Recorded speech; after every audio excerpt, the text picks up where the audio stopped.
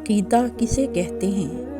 ابو بکر الجزائری رحمۃ اللہ لکھتے ہیں، عقیدہ ان فیصلوں کا نام ہے جنہیں انسان اپنی عقل سے سوچ کر، کانوں سے سن کر اور قوانین الہی کے ذریعے پرکھ کر صادر کرتا ہے۔ یہ فیصلے دو ٹوک اور بے لاگ ہوتے ہیں اور عقل و نقل کی کسوٹی پر قطعی پورے اترتے ہیں۔ اسی لیے ایک بار جب انسان کا ذہن اس قسم کا کوئی فیصلہ صادر کرتا ہے اور اپنے دل و دماغ میں وہ ٹھان لیتا ہے کہ جو اس نے سوچا وہی برحق اور درست ہے، تو اب کوئی طاقت اسے نہ اپنے فیصلے سے ہٹا سکتی ہے اور نہ ہی اس کے بارے میں کسی قسم کا نقص، فتور یا شک و شبہ اس کے دل میں پیدا کر سکتی ہے۔ عقیدے کی وجہ سے ہی انسان مسلمان بنتا ہے، پھر اسلامی طرز زندگی اختیار کرتا ہے۔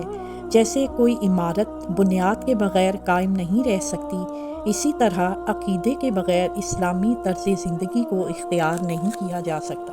ہم آپ کے خیالات آج کے موضوع پر سننا چاہتے ہیں۔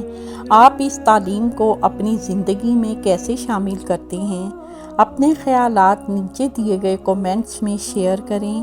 اس ویڈیو کو لائک کرنا، ہمارے چینل کو سبسکرائب کرنا اور بیل آئیکن کو دبانا نہ بھولیں تاکہ آپ ہماری نئی آنے والی ویڈیوز سے باخبر رہ سکیں۔